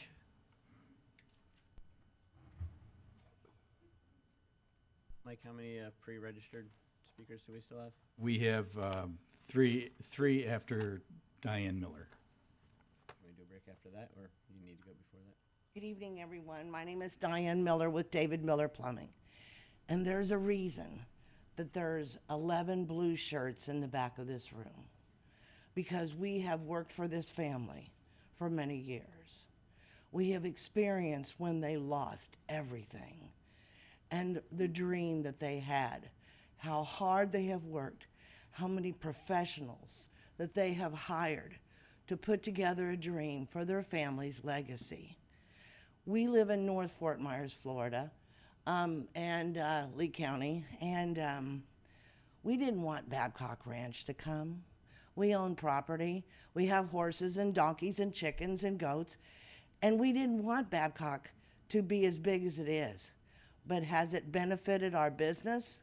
Has it benefited our lives? Has it benefited our community, where they went to every measure to provide accurate schools, traffic? They're making every arrangement to take an agricultural area and build it for the future. This family is doing the same thing. We've worked for them for years. They are extremely responsible. And as a resident, I understand how you feel.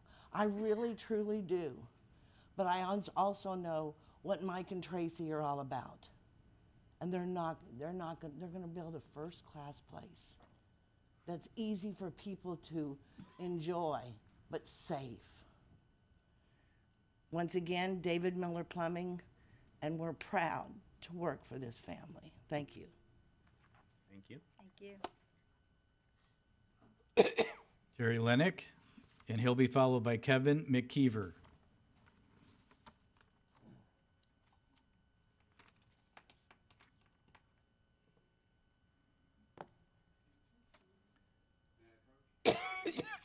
Yeah, you can hand them to the clerk and help. Mr. Lenick is the attorney for Bonita Fish House Restaurant. What he's going to hand out to you are a letter from Ray Judah. I asked him to take a look at the case and environmental issues, and he has written a 2-page letter. I was going to go into it in detail, but I think you can. Ray Judah. He's saying Ray Judah. Ray Judah used to be the Lee County Commissioner for like 20-some years. You know Ray Judah. Yeah, I figured you would.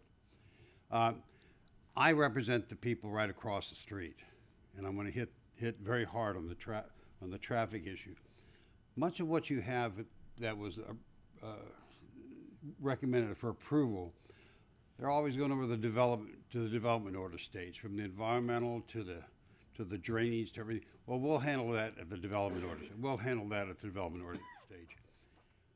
The biggest problem with this property, and I'm not sure it's a problem, it might be resolvable, is the traffic. The traffic on that road is horrendous. It's so bad that we had to purchase property down the road, about 200 or 300 feet down the road, a parcel of land to handle our parking. And this project, they really haven't done a true, well, I shouldn't say they haven't done a true, they've done a preliminary type of traffic impact statement. They haven't done a complete traffic impact statement. And I'm not sure, I'm not a traffic engineer, that what they have there will accommodate the amount of traffic that's going to go in there. And if they get to the stage of the development order and they go in front of the traffic engineer at Lee County, and Lee County looks at it and says, well, you need an XL, decel lane, well, that messes up the whole property, the whole plan whatsoever. What I am suggesting, which is really simple, is that before you approve this thing from a traffic point of view, that they submit a complete TIS to the county, or to you. The county's acting as the determinator of what the traffic should be for both Collier and Lee on that particular road, and get an analysis done of whether an XL decel lane is needed. If not, do they need to go further in to accommodate the traffic, or maybe they need to have more access points. That's our main concern, is the traffic in that area, and that has not been addressed fully by the Planned Development District.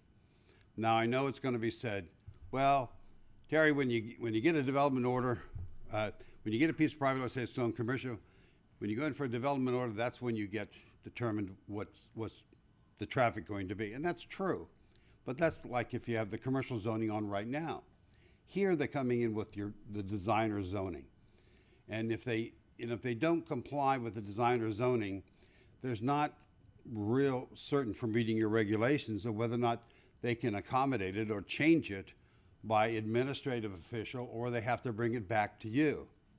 So it doesn't make sense to get the traffic issue resolved before you do the rezoning and then do the design around the traffic.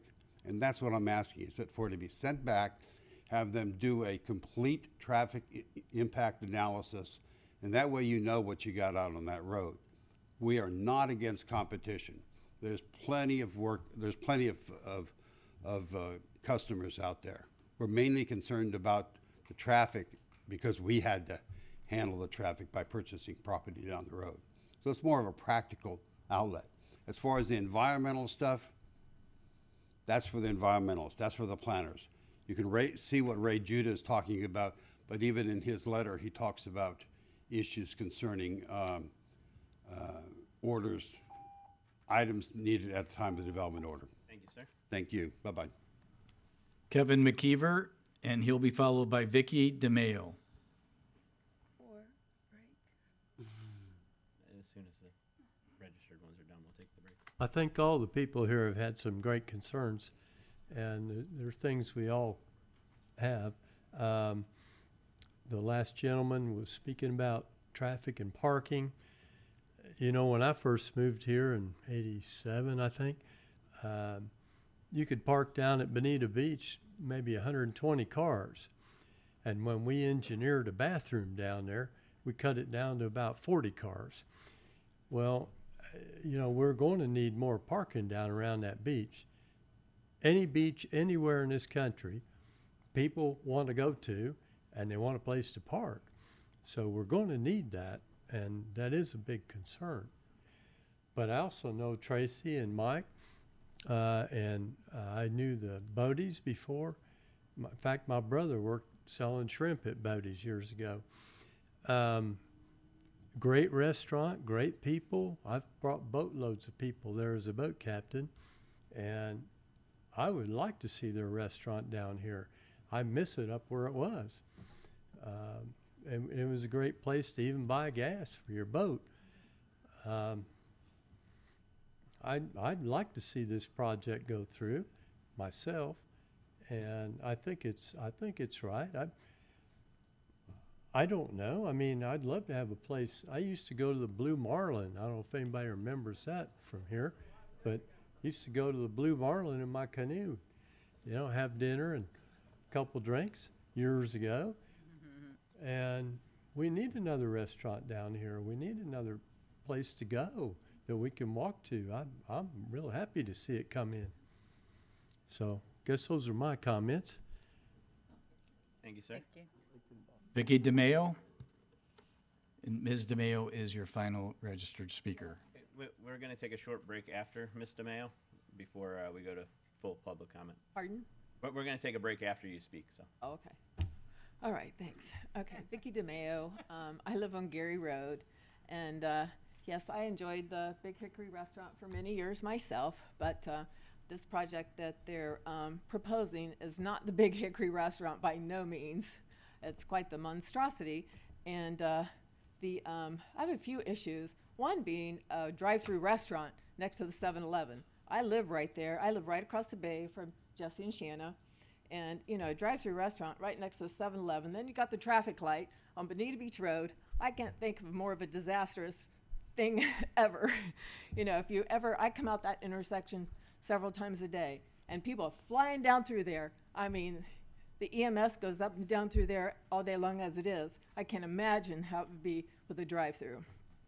And then they talk about the transit boats. Well, I'd much rather see 6 boat docks that somebody lives there and has than a bunch of transient boats. Because you say you've got 37 boat docks that are transient. You know how many boats can maybe come through there a day? You could maybe have 100 boats. I mean, and that bay isn't meant for that. That area is not meant for that. We don't want to see that. I mean, it's a quiet little community. I mean, like Stu said, you know, we might see, you know, 20 boats a week go through there. And people are conscious, mindful of, you know, they're not throwing trash out, they're not destroying property, they're not destroying the nature. In that bay there, all winter, there's a family of manatees. They breed there, they have their babies there every single winter, and we watch that. And the dolphins, So, you know, my hope is that you guys would do something that would enhance that. But please talk into the microphone. Oh, sorry. That people could enjoy and share as years go on. Instead of destroying it, maybe, you know, do something that people could really enjoy. I don't think boat docks are necessary, and I don't want live music for sure, because that only is amplified over the water. I mean, you know, I'm outside all the time. I enjoy being outside, and I don't want to step outside and listen to somebody else's music all day and all night. So I wish them the best. Be glad to have a restaurant, but none of that other stuff, you know. So let's just, you know, maybe make it a little smaller, a little less invasive, and take care of the environment. And thank you. Thank you. All right, we're going to take a 10 to 15 minute break before we continue public comment. Thank you.